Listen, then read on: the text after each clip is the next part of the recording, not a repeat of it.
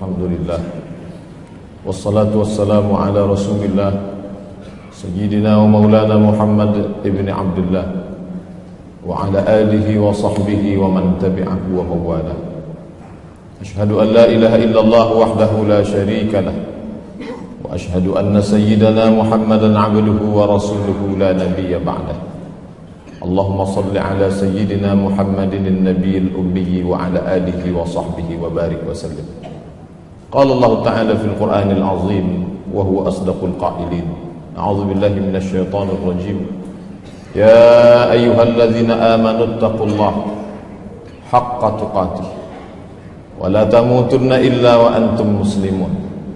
Wa qala ta'ala fi ayatin ukhra ya ayyuhalladzina amanu taqullaha wa qulu qawlan sadida yuslih lakum a'malakum wa yaghfir lakum dhunubakum wa man yuti'illaha wa rasulahu faqad faza fawzan 'azima. Ibadallah, usikum wa nafsi bi taqwallahi wa ta'atihi faqad fazal muttaqun. Hadirin jamaah Jumat yang dimuliakan Allah Subhanahu wa ta'ala. Sampai pada pagi, sampai siang, sampai malam nanti kita senantiasa berharap Allah Ta'ala melimpahkan rahmat karunia-Nya. Karena rahmat itulah seekor singa tidak memakan bangkainya, tidak memakan anaknya. Seekor burung gagak yang garang tidak memakan telurnya. Seekor gajah tidak akan menginjak anak bayi yang baru lahir. Apa sebab? Karena ada rahmat Allah Subhanahu wa ta'ala. Bahkan suatu ketika Nabi SAW mengatakan la yudkhilal jannata ahadakum amalu. Kamu tidak akan masuk surga karena amalmu. Wala anta ya Rasulullah, engkau pun tidak masuk surga karena amalmu. Wala ana, aku pun tidak masuk surga karena amalku. Illa ayyataghammadani Allahu bi rahmatih. Allah Ta'ala mencurahkan rahmatnya. Rahmat itulah yang dimintakan oleh khatib pada awal khutbahnya. Assalamualaikum warahmatullah. Rahmat itulah yang senantiasa kita mohonkan kepada yang hidup dan yang mati. Allahumma ghfir lahu warhamhu. Dan pada saat duduk antara dua sujud kita mintakan Rabbighfirli warhamni. Kenapa orang yang berdosa sampai siang ini masih hidup? Karena Allah Ta'ala masih memberikan rahmat hidup. Tapi tidak semua yang hidup datang ke masjid ini. Di rumah sakit yang tidak jauh dari masjid kita ada terbaring saudara-saudara kita yang sedang diuji, diberi rahmat hidup, tapi sehatnya dicabut Allah. Tapi ada pula yang sampai siang ini berkeliaran di tengah jalan raya, diberikan rahmat hidup, diberikan rahmat sehat, tapi ada dicabut Allah satu nikmat besar dari hatinya, rahmat istiqamah iman dan Islam. Oleh sebab itu rukun khutbah khatib mengucapkan alhamdulillah. Kenapa diucapkan alhamdulillah? Karena sampai siang hari ini masih bersemayam dalam diri khatib dan semua kaum muslimin yang melaksanakan salat Jumat masih bersemayam rahmat hidup, rahmat sehat, rahmat istiqamah dalam iman dan Islam. Kita hanya dapat membalaskan dengan ucapan lidah alhamdulillah. Kalimatani, dua kalimat, khafifatani 'alal lisan, ringan diucapkan lidah, saqilatani fil mizan, tapi berat pada timbangan mizan hari kiamat. Subhanallah wa bihamdihi, subhanallah wa bihamdihi. Senantiasa kita basahkan lidah berzikir. Hanya itu yang dapat kita balaskan atas segala nikmat rahmat karunia Allah Subhanahu wa ta'ala. Tapi rasanya tidak adil bila orang diberi lidah hanya sanggup bertasbih. Bagaimana bila diberi kekuasaan? Apakah seekor gajah akan dianggap melakukan perbuatan yang sama dengan seekor semut? Tentu tidak. Makin besar nikmat rahmat yang dicurahkan Allah, maka makin besarlah tuntutan Allah terhadap diri kita. Bagi fakir miskin, orang yang sakit, dia cukup mengucapkan alhamdulillah. Tapi bagi orang yang punya kekuasaan, dia mesti bersyukur dengan kekuasaan yang dipinjamkan Allah Ta'ala kepada dirinya. Kekuasaan yang engkau terima bukanlah hadiah. Kekuasaan yang engkau terima bukanlah suatu kemuliaan, tapi dia adalah tanggung jawab di hadapan Allah Subhanahu wa Ta'ala. Kita ingin melihat dalam sejarah sebelum Islam, sebelum Nabi Muhammad sallallahu alaihi wasallam datang, bagaimana orang-orang yang bukan beragama Islam menggunakan kekuasaannya untuk menolong agamanya. Dalam catatan sejarah, lebih 3 abad sebelum kelahiran Isa alaihi salam, di Samudra Hindia, di tengah belantara India, ada seorang raja bernama Asoka. Lalu dengan kekuasaannya dia tolong penyebaran agama Buddha hingga sampailah ke negeri kita, ke Pulau Sumatera, ke Semenanjung Melaya. Maka tidak dapat dipungkiri nenek moyang kita pun salah satu penganut agama tersebut. Dengan apa agama itu sampai? Padahal alat telekomunikasi multimedia belum lagi canggih seperti saat ini. Dia sampaikan agama itu dengan kekuasaan. Nama Ashoka tertulis dengan tinta emas, seorang kaisar India yang mengejar segala penjuru dunia untuk menyebarkan satu agama keyakinannya. Abad ketiga memasuki awal abad keempat Masehi, seorang kaisar Romawi bernama Konstantin ingin memuliakan namanya. Dia buat nama kota menjadi nama dirinya, Konstantinopel. Seluruh Eropa dia kristenkan. Dengan apa? Dengan kekuasaan yang ada pada dirinya. Bila orang tidak tahu keyakinannya ini apakah diridai Allah atau tidak, tapi dengan kekuasaan dia tolong agamanya. Mengapa orang beriman yang yakin la ilaha illallah Muhammad Rasulullah, tapi dia tidak berbuat apa-apa untuk agamanya? Kelak dia akan ditanya di hadapan Allah. Bagi yang punya telinga hanya akan ditanya telinga, bagi yang punya mata hanya akan ditanya mata, bagi yang punya lidah akan ditanya lidah. Tapi yang punya kekuasaan, selama engkau berkuasa, apa yang sudah kau pakai untuk agama Allah? Berapa masjid yang kau bangun? Berapa musalla yang kau bantu? Berapa anak yatim yang kau sekolahkan? Berapa perda peraturan daerah yang berbau syariah yang dapat engkau lahirkan? Karena permasalahan problematika umat tidak selesai dengan khutbah Jumat. Anak-anak remaja keluyuran malam lewat jam 12, jam 1 malam. Apakah mungkin al-ustaz berceramah di tengah jalan, di karaoke, di diskotik, di warnet? Ini tidak dapat dilakukan. Lalu siapa yang dapat mencegah nahi mungkar ini?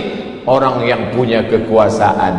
Maka dengan peraturan daerah, kepalanya diisi dengan hukum, dia ahli hukum, tapi hatinya senantiasa berzikir la ilaha illallah Muhammad Rasulullah.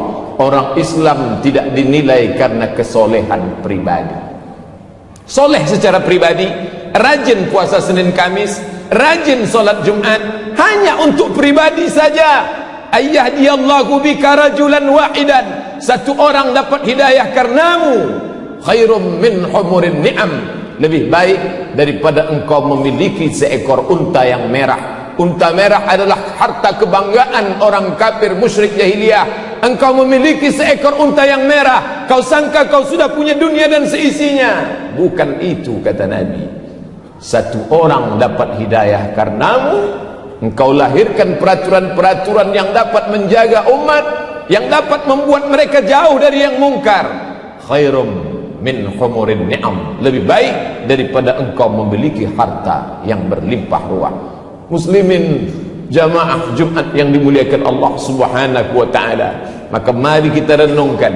Mungkin ketika mendengar kalimat-kalimat ini, di antara kita terlintas dalam pikirannya, aku bukan penguasa, aku tidak punya kekuasaan. Memang benar. Bukankah kita berkuasa di kantor yang kita diamanahkan untuk memimpinnya? Bukankah kita berkuasa di perusahaan yang kita diamanahkan Allah menjadi direkturnya? Bukankah kita berkuasa di tengah keluarga kita? Paling tidak kita semua adalah kepala keluarga, dan kita berkuasa kepada anak istri. Ya ayyuhalladzina amanu, hai orang beriman, qu anfusakum, jaga dirimu, wa ahlikum, orang-orang yang berada di bawah kekuasaanmu nara, dari api neraka.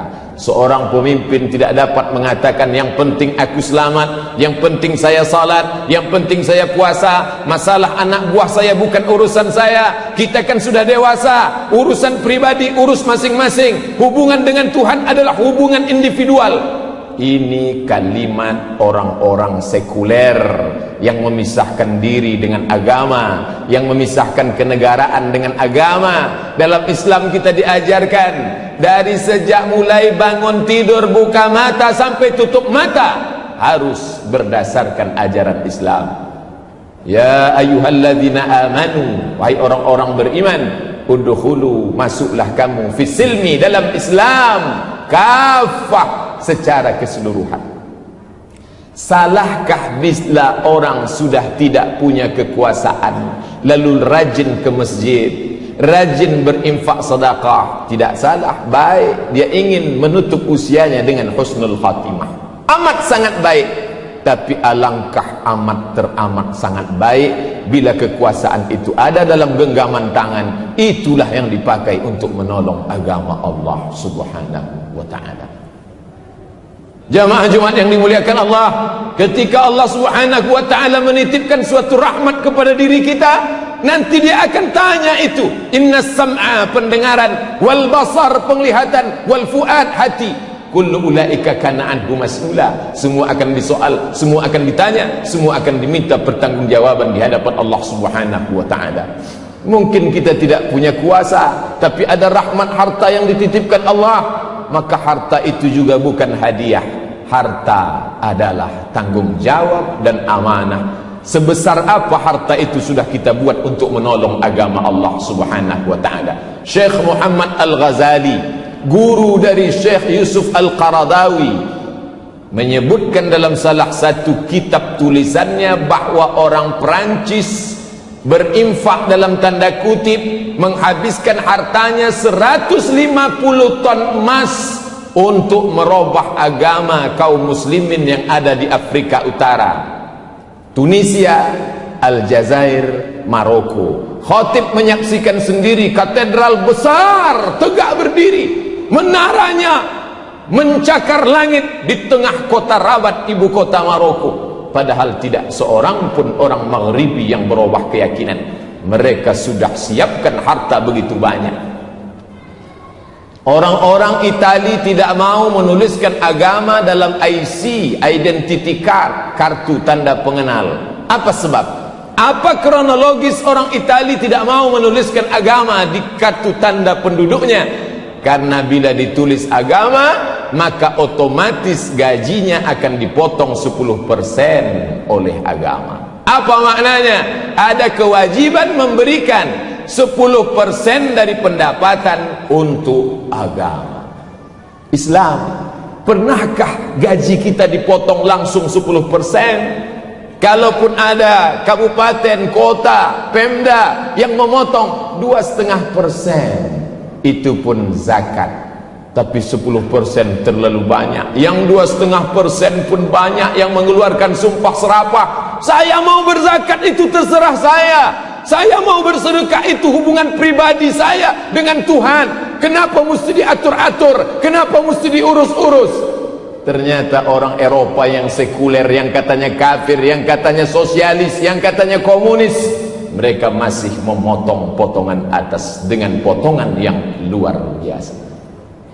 Jamaah Jumat yang dimuliakan Allah Subhanahu wa ta'ala, maka kita perlu berpikir sejenak. Agama Allah ini dulu pernah kuat. Kenapa? Dia ditopang dengan tiang-tiang yang kokoh, tiang kekuasaan, tiang ekonomi, tiang ilmu pengetahuan. Maka kita akan bangkitkan lagi agama ini. Sulitkah bagi Allah Ta'ala menolong agamanya? Allah Maha Besar. Innama amruhu idza arada syai'an ayyaqula lahu kun fayakun wa huwa ala kulli syai'in qadir. Dia maha kuasa atas segala sesuatu. Lalu kenapa kita perlu menolong agama ini? Bukankah dia maha kuasa? Bukankah dia Al-Aziz, Al-Jabbar, Al-Mutakabbir, Zul Jalali wal Ikram? Kenapa makhluk yang lemah ini disuruh untuk menolong agamanya? Dia katakan dalam kitab sucinya, intan surullah, kalau engkau tolong agama Allah, yang surkum, dia akan menolong kamu. Dia bukan tidak sanggup untuk menolong agamanya, dia maha kuasa untuk membolak-balikkan dunia ini, tapi dia ingin menguji hamba-hambanya. Hambaku yang kutitipkan kekuasaan, sudikah engkau kuuji dengan kekuasaan? Banyak orang menganggap menjadi miskin itu ujian, menjadi rakyat jelata tidak punya kuasa, oh kasihannya si fakir miskin, dia sedang diuji. Tapi banyak yang tidak sadar bahwa kekuasaan adalah ujian, bahwa harta adalah ujian. Banyak yang lulus dengan kemiskinan, banyak yang lulus dengan kesusahan, tapi ketika diuji dengan harta benda dan kekuasaan, disitulah dia lupa kepada Allah Subhanahu wa ta'ala. Padahal semua ini tak lain tak bukan adalah ujian. Ketika raja diraja, Sulaiman anak Daud alaihissalam, bagaimana kekuasaan Nabi Sulaiman? Dari sungai Nil Afrika Utara sampai sungai Efrat di Irak, Asia Afrika, kekuasaan Sulaiman. Bagaimana kehebatan Sulaiman? Sulaiman sampai-sampai menguasai tidak hanya dunia manusia, sampai kepada dunia jin ifrit pun dikuasai oleh Sulaiman. Ya ayyuhal mala'u, wahai pasukan bala tentaraku, ayyukum ya'tini bi arsyiha, siapa yang sanggup memindahkan singgasana kursi Balqis, Ratu Balqis punya kekuasaan di Yaman, kerajaan Sabah. Siapa yang bisa memindahkan kursi Balqis dari Yaman ke Palestina, 3000 km jauhnya? Siapa yang bisa? Wa qala ifritum minal jin, berkatalah jin ifrit, ana atika bihi, aku sanggup memindahkan kursi Balqis qabla an taquma min maqamik, sebelum engkau tegak dari tempat dudukmu. Belum kau berdiri hai Sulaiman, kursi Balqis sudah sampai. Wa qala allazi 'indahu 'ilmun minal kitab, berkata seorang lelaki yang memiliki ilmu dari Alkitab, Al-Quran, kitab suci Allah. Apa dia katakan? Ana atika bihi, aku sanggup memindahkan kursi Balqis qabla an yartadda ilaika tarfuk, sebelum matamu berkedip, kursi singgasana Balqis sudah pindah dari Yaman ke Palestina. Ketika kursi itu sampai, apa yang dikatakan Sulaiman alaihissalam? Nabi Sulaiman mengatakan, hadza min fadli rabbi, ini ujian Tuhanku, liyabluwani, dia sedang menguji imanku. Aashkur, apakah aku akan bersyukur, am akfur, apakah aku akan kafir. Siang ini sepekan lamanya kita sibuk dengan aktivitas rutinitas, menghitung harta, mengurus kekuasaan, tapi siang ini kita masih diberikan rahmat hidup sehat walafiat, merenung sejenak dalam khutbah Jumat. Apakah selama ini kekuasaan yang kita miliki sudah kita pakai untuk menolong agama Allah? Kalau sudah, alhamdulillah, khutbah ini membuat kita makin istiqamah. Kalau belum, tidak ada kata terlambat. Mari kita pakai kekuasaan dan harta benda untuk menolong agama Allah. Harta tidak lagi ada, kekuasaan pun tak tersisa. Apa yang bisa saya sampaikan? Sampaikan kepada anak, menantu, cucu, cicit, kawan, sahabat, handai tolan generasi akan datang.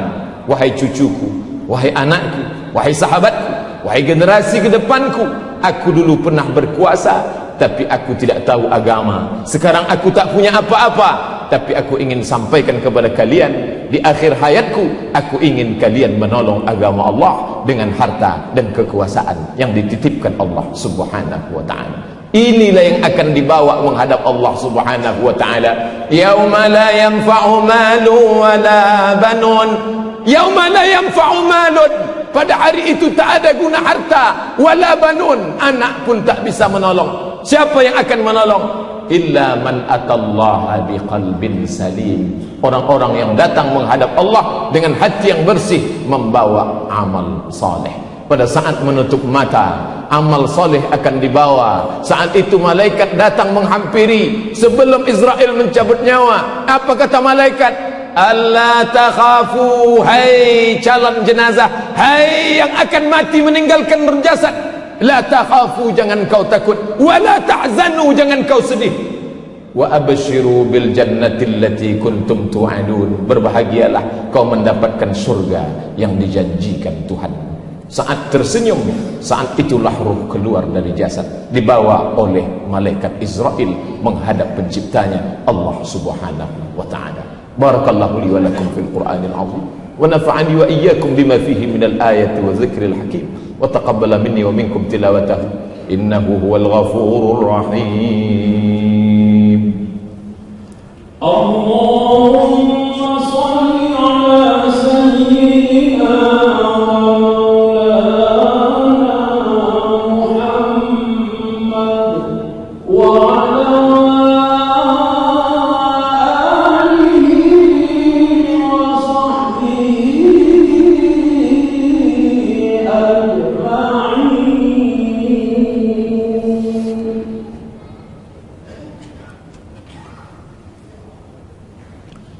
Alhamdulillahi Rabbil Alamin, wa bihi nasta'inu ala umuri dunya wad din, wassalatu wassalamu ala ashrafil khalqi ajma'in, sayyidina wa maulana Muhammadin wa ala alihi wa sahbihi wa man tabi'ahu ila yaumiddin.